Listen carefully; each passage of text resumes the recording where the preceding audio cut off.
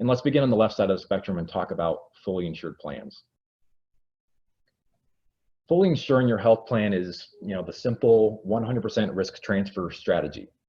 To state it as simply as possible, you pay an insurance company a fixed premium in exchange for administering the health plan and taking on 100% of the claim's risk. So regardless of how many claims are actually paid out throughout the year, as a company, you know your costs are fixed and you're protected from any claims volatility. This works out great if your plan runs worse than what the carriers expect year over year, but realistically, this doesn't happen. So a portion of your fixed premium ends up going towards the insurance carrier's profit, something you wouldn't have to pay if you owned your health plan by self-insuring it versus kind of renting it in a fully insured environment. But the fact remains that the two major attractions to fully insured plans are the fixed premiums and the fact that the insurance carrier assumes the risk. This is ideal for companies that need level, predictable expenses based on their industry and their business cash flow requirements. Realistically, it may be the only viable option based on your size, as it's legitimately more risky to self-insure for a smaller company. One of the other advantages is that insurance carriers maintain a large risk pool. This means essentially that your employees' population's healthcare risk is getting mixed into and spread amongst a larger population when you're looking at it from a risk underwriting standpoint. So the risk premium included in your fully insured cost is not entirely based off the risk of your plan and your employees, but on the performance of the larger risk pool. This works out well if you have an older or perhaps unhealthier population relative to that larger risk pool, but you end up paying more potentially if you happen to have a healthier or younger sort of population relative to that risk. Now, to focus on some of the cons, we already know that fully insured premiums are expensive, and we would expect this realistically in a risk transfer product. After all, the premiums need to account for expected claims, as well as a hefty risk premium in case those claims run worse than expected, which is always a possibility. Premiums also need to include costs for processing claims and administering the plan, carrier profits, state taxes, etc. But I think one of the biggest disadvantages of fully insured plans is the complacent thought that this is an effective risk transfer strategy long term. Now, if you're only thinking in terms of your 12-month policy year, there's certainly risk transfer insurance at play, as there's always a chance that claims will exceed what was expected or anticipated by the insurance company. And if that happens, your company will not be on the hook for any excess claims. But if claims do run worse than anticipated, do you think your insurance company is going to take it easy on you and not give you a deserved increase? They most certainly will when they look back at the last 12 months, size up their losses compared to premiums that they've collected. So in essence, fully insured plans aren't really transferring risk, they're deferring risk into the next year and the next year and the year after that. So as soon as you think bigger and you begin thinking beyond the 12-month policy year, you can realize fairly quickly that fully insured plans really fall short from a long-term risk management strategy. As a fully insured plan, you're still paying for the cost of your healthcare claims. It just depends on when you're going to pay those. A major con for fully insured plans also is the medical loss ratio. And frankly, this doesn't really get talked about or mentioned really enough.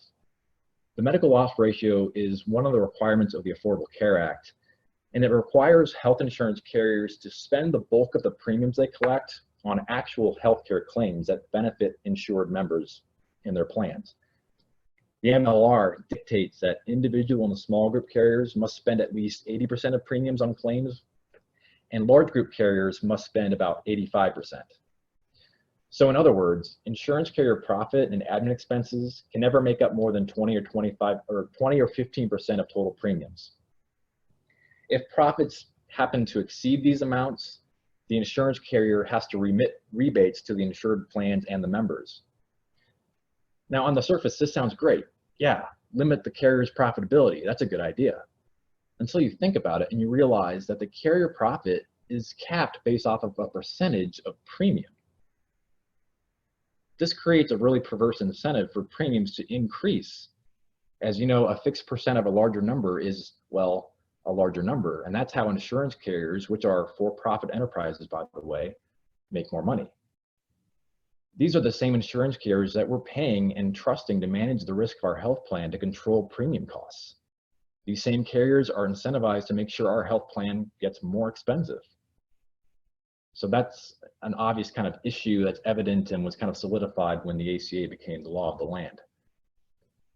Now, to touch on the last few disadvantages to the fully insured arrangement, typically it's difficult, if not impossible, to access meaningful claims data when you're fully insured.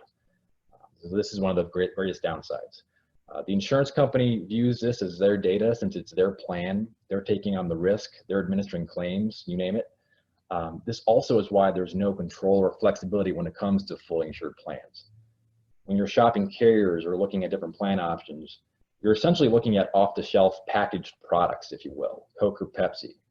What you get is what you receive, and that includes the deductibles, co-pays, care management, telemedicine, pharmacy benefits, provider networks, the whole kit and caboodle. There is very little, if any, choice that you have when you're buying a fully insured plan, and you're really relinquishing all control to an insurance company. And I think this in general is dangerous because it lulls us into a state of complacency and applies an overly simplistic product mindset to insurance, rather than allowing us to think bigger and more broadly about the process of effectively managing the risk of offering healthcare as an employee benefit. Now, there was a question that came in that asked about how to go about getting meaningful claims data when you're fully insured. And I think that's a great question because it's hard to think about taking on more risk and moving to a self-funded arrangement or environment if you're not sure what you're dealing with. So really the first step in considering getting out of a fully insured plan is to get access to some of your data in any way you can to help you understand what kind of risk you may be dealing with. So one of the options you can consider is introducing a health reimbursement arrangement or an HRA account for your employees. So the strategy would work this way. As an employer, you would buy a high deductible health plan, maybe the highest one that you can buy from your insurance carrier. And then you would either partner with your insurance carrier or better yet, even maybe a third-party administrator to administer that HRA and effectively offer that to your employees and self-fund a portion of the plan's deductible. So just make sure if you're doing that, your carrier or TPA will actually give you good, solid claims reporting data for any reimbursements that come out of that health reimbursement account in regular reports to give you that visibility in your claims. But essentially, the funds allocated to the HRA are controlled by you, the employer, and are only expensed on a tax-deductible basis once an eligible claim is incurred. So this is really, it's kind of like dipping your toe into the waters of self-funding and should give you access to claims information, which can then help you turn around and identify what are the most prevalent claims conditions you have, or what is the status of your employee population's health at large. And this information will help you evaluate the decision whether or not you should take on more risk in a fully self-insured environment.